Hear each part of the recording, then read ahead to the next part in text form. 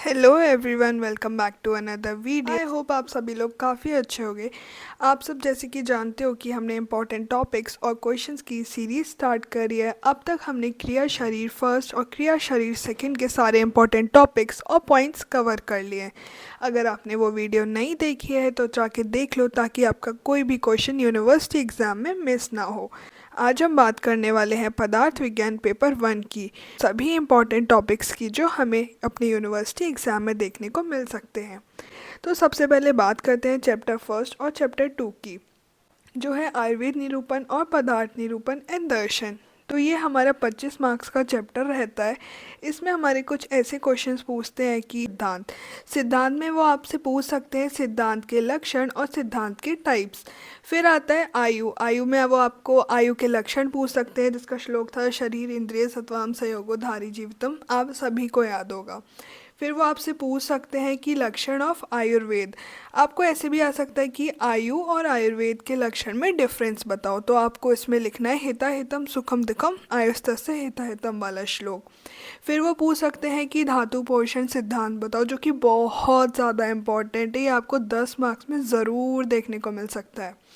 इसमें आपको सबसे पहले बताना है क्षीरदधी न्याय क्या होता है, केदारी कुल न्याय क्या होता है और खलिकपोत न्याय क्या होता है। अगर आपसे धातु पोषण सिद्धांत पूछेगा तो आपको ये तीनों डिफाइन करने हैं, ठीक है।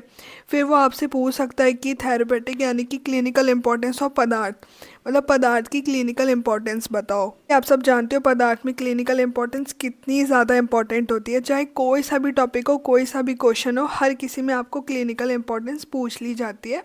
तो सारे टॉपिक्स की आपको क्लिनिकल इंपॉर्टेंस आनी ही आनी चाहिए। फिर वो आपसे पूछ सकते हैं कि आस्तिक और नास्तिक दर्शन क्या होता है, इसमें डिफरेंस बताओ। तो सबसे पहले आपको उसके पर्याय लिखने हैं और उसका रचयिता कौन है ये भी ज़रूर लिखना है। अब आता है हमारा दर्शन। दर्शन से बहुत सारे बच्चों को डर लगता है, इवन मुझे भी लगता था। बट कुछ नहीं, अगर आपने उसको सही तरीके से पढ़ लिया तो वो आपको आराम से आ जाएगा। अगर आपसे दर्शन पूछा जाए, कोई सा भी दर्शन, तो सबसे पहले आपको उसकी व्युत्पत्ति बतानी है, फिर निरुक्ति बतानी है, फिर लक्षण बताने हैं और फिर उसके टाइप्स बताने हैं। अब बात करी, कोई सा भी दर्शन आपको 10 मार्क्स में पूछा जा सकता है, या फिर आपको दो दर्शन दे दिए जाएंगे और उसमें डिफरेंस बताने को पूछ लिया जाएगा। आपको सबसे पहले व्युत्पत्ति लिखनी है, फिर निरुक्ति लिखनी है, फिर लक्षण लिखना है, फिर उसके टाइप्स लिखने हैं।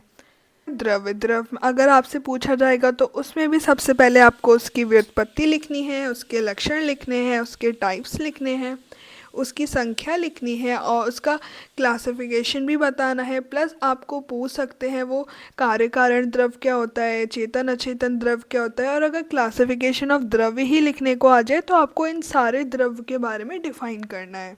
फिर आता है हमारा काल। काल भी वो आपको 10 मार्क्स में दे सकते हैं, इसलिए बहुत अच्छे से करना है। काल में भी हमें सबसे पहले उसकी निरुक्ति, उसकी व्युत्पत्ति, उसके लक्षण, क्लासिफिकेशन और सिग्निफिकेंस, जो कि कभी नहीं छोड़ना है, किसी भी टॉपिक में नहीं छोड़ना है, ज़रूर पढ़ना है। चाहे काल हो, दिशा हो, मन हो, सबका सिग्निफिकेंस ज़रूर पढ़ना है। फिर आता है हमारा दिशा। दिशा भी वो आपको 10 मार्क्स में ज़रूर दे सकते हैं, इसलिए ये मत सोचना कि दिशा, यार दिशा कौन पूछेगा। भाई बिल्कुल पूछ सकते हैं। दिशा में भी आपको सबसे पहले करना है लक्षण, उसके सिग्निफिकेंस, उसके डिवीजन और उसकी क्लिनिकल इम्पोर्टेंस। पंच महाभूत अगर आपसे पूछ लिया जाए तो आपको सबसे पहले उसकी उत्पत्ति लिखनी है, लक्षण लिखने हैं, गुण लिखने हैं, भेद लिखने हैं और मोस्ट इम्पॉर्टेंट क्लिनिकल इम्पोर्टेंस तो ज़रूर लिखनी है। लगता है कि आत्मा के लक्षण बताओ और उसका क्लासिफिकेशन, प्लस उसके गुण और उसके टाइप्स भी बताओ। ये आपको 10 मार्क्स में ज़रूर मिल सकता है। आत्मा, मन, काल, दिशा, ये सारे 10 मार्क्स में आने वाले क्वेश्चन है, तो आपको छोड़ने बिल्कुल भी नहीं है। फिर आता है हमारा मन। मन में हमें सबसे पहले लिखना है निरुक्ति, उसके लक्षण, उसके पर्याय, गुण और कर्म। फिर आता है हमारा गुण। गुण में भी आपको वही लिखना है जो सब में लिखना है, जैसे कि निरुक्ति, लक्षण, टाइप्स, प्लस गुणवादी गुण, जो कि बहुत ज़्यादा इम्पॉर्टेंट है, बहुत ज़्यादा। ये आपको 10 मार्क्स में ऐसे ही पूछ लिया जाता है कि गुणवादी गुण और परादी गुण में डिफरेंस बताओ, या फिर गुणवादी गुण कितने होते हैं उसके नाम बताओ। ठीक है, तो हमें उसकी नाम, उसकी संख्या दोनों पता होनी चाहिए, चाहे परादी गुण हो चाहे गुणवादी गुण हो। सामान्य और विशेष आपको ऐसे डिफरेंस में देखने को मिल सकता है। आपको सबसे पहले उसमें बताने सामान्य के लक्षण, विशेष के लक्षण प्लस उसका डिफरेंस और क्लिनिकल इम्पोर्टेंस। समवाय अगर आपसे पूछ लिया जाए तो उसमें भी आपको उसके लक्षण डिफाइन करने हैं, उसकी इम्पोर्टेंस डिफाइन करनी है। ये आपको 5 मार्क्स में मिल सकता है।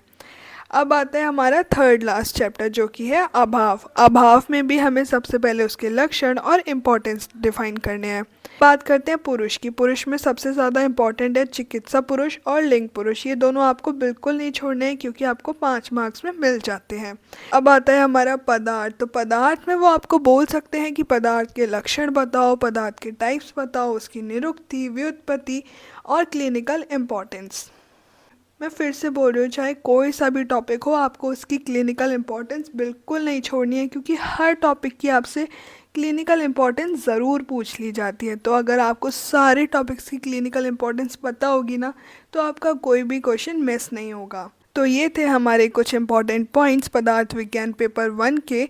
ये सारे आपको ज़रूर करने हैं, चाहे कुछ भी हो, इनमें से एक भी पॉइंट मिस नहीं करना है। अगर आपने सारे इम्पॉर्टेंट पॉइंट्स पढ़ लिए, मैं फिर से बोल रही हूँ, अगर आपने ये सारे पॉइंट्स कर लिए जो मैंने आपको बताए हैं, तो का 70% पेपर कहीं नहीं जाना है। सो इन सारे टॉपिक्स को अच्छे से प्रिपेयर करना है and all the best for your exams. Thank you for watching the video. अगर ये वीडियो आपको थोड़ी सी भी हेल्पफुल लगी हो तो don't forget to subscribe the channel.